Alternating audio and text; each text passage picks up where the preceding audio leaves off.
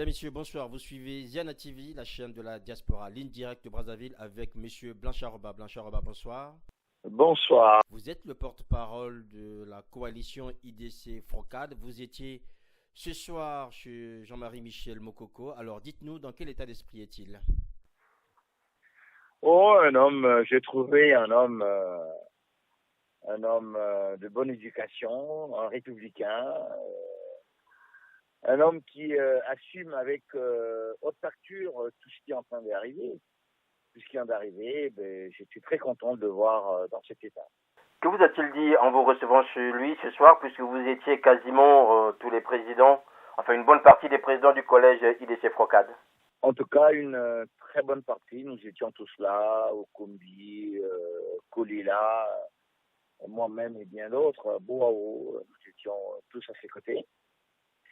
Et il nous a raconté tout ce qui s'est passé, mais ce qui est certain, c'est qu'il nous a répété avec beaucoup d'emphase que ça s'est passé dans des conditions de respect, dans des conditions de sérénité, et que lui l'avait souhaité.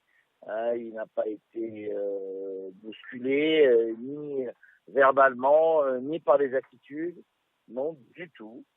Du tout. Ça s'est passé, c'est un interrogatoire qu'il a subi. Un interrogatoire, à mon avis, comme il a dit lui-même aussi, assez républicain.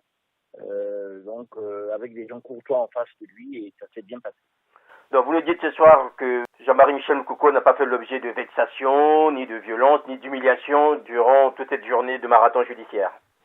En tout cas, rien du tout, d'après ce qu'il nous a dit lui-même, et nous on a vécu tout ça depuis du temps. Il n'y a eu aucune vexation, ni dans la parole, ni dans les attitudes.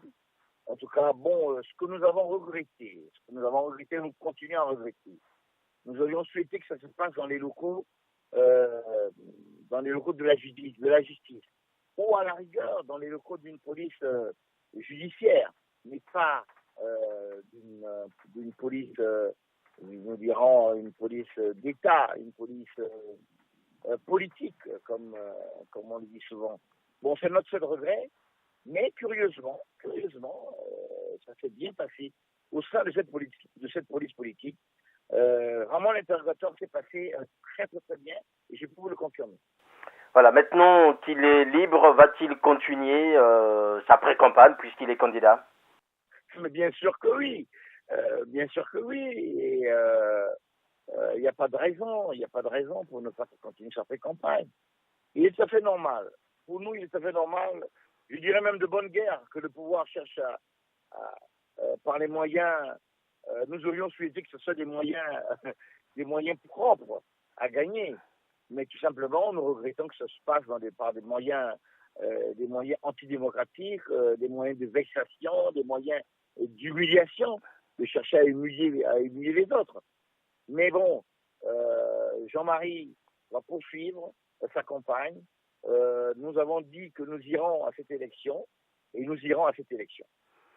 Alors, vous irez à cette élection, Blanchard-Roba. Vous savez aussi qu'aujourd'hui, il y a d'autres prisonniers politiques. L'un de vos camarades, Paulin Makaya, avait été convoqué. Il n'est jamais sorti de cette convocation. Aujourd'hui, quel message avez-vous vis-à-vis de sa famille, vis-à-vis de ses militants et même de lui-même? Nous continuons. Nous sommes très, très, très touchés par ce qui arrive à Paulin, et que Paulin y soit. Mais qu'est-ce que vous voulez, nous avons choisi de nous battre pour les autres aujourd'hui dans un contexte total d'un régime dur, d'un régime, je dirais, à la Pinochet aujourd'hui, comme j'aime le dire aujourd'hui, parce que c'est quand même difficile ce que nous vivons. Mais de l'autre côté, il y a quand même des efforts qui se font. Par exemple, j'étais très heureux aujourd'hui d'embrasser, n'est-ce pas, d'avoir dans mes mains notre frère Nguya Kessi, qui a été arrêté voilà plus d'un mois, n'est-ce pas? Puis finalement, il a été libéré avec 2 autres. Donc, nous avons de l'espoir, parce que ce n'est pas la bonté du pouvoir, non, mais je pense que les actions que nous sommes en train de mener, les actions de sérénité, et que le pouvoir comprenne que nous ne sommes pas des bandits de grand chemin, mais que nous cherchons simplement l'application de la loi, amène à ce que certains de nos camarades qui étaient arrêtés puissent s'en sortir aujourd'hui. Mais ce qui est certain, je voulais le dire aussi, nous avons été très heureux, l'opposition congolaise. Le dernier communiqué, la dernière déclaration de l'Union européenne, n'est-ce pas, nous a énormément confortés, a regardé nos positions. Nos militants sont regardés parce qu'on avait l'impression que l'Union européenne commençait à nous abandonner, comme la France, bien que la France soit de l'Union européenne. Mais cette déclaration nous a ravivés, nous a donné beaucoup de force. Nous espérons que nos autres frères, effectivement, seront libérés d'ici là.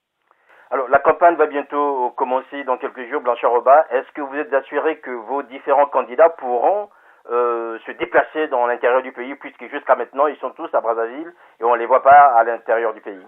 Je peux vous dire une chose, nous avons pris l'habitude avant de croire en l'État, de croire à ceux qui gouvernent. Aujourd'hui, nous ne croyons plus, on ne croit en rien du tout.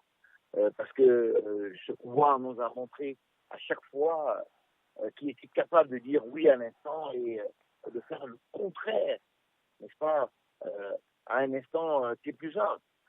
Bon, je peux vous dire que nous irons aux élections, nous voulons tous aller aux élections. Mais si le pouvoir nous empêche d'aller aux élections, qu'est-ce que vous voulez qu'on fasse? Vous voyez, aujourd'hui, nous sommes le 4, c'est l'ouverture de la campagne. Rien n'est fait à l'heure actuelle. On nous interdit de nous déplacer. Moi qui suis le porte-parole de l'opposition, on m'interdit de me déplacer, même à l'intérieur du pays. C'est-à-dire qu'aller de Brazzaville dans une autre ville du pays, on m'interdit d'y aller. Mais comment fera-t-on la campagne? Comment on va faire la campagne? Mais pour l'instant, nous sommes positifs. Nous disons que nous allons à la campagne. Mais si le gouvernement nous crée les conditions pour que nous n'y allons pas, eh bien, qu'est-ce que vous voulez qu'on fasse? Nous serons obligés de nous mettre à l'évidence. Voilà, Blanchard Oba, merci. Je rappelle que vous êtes le porte-parole de l'IDC Frocade et vous êtes en ce moment du côté de Brazzaville. Absolument, je suis à Brazzaville et merci beaucoup.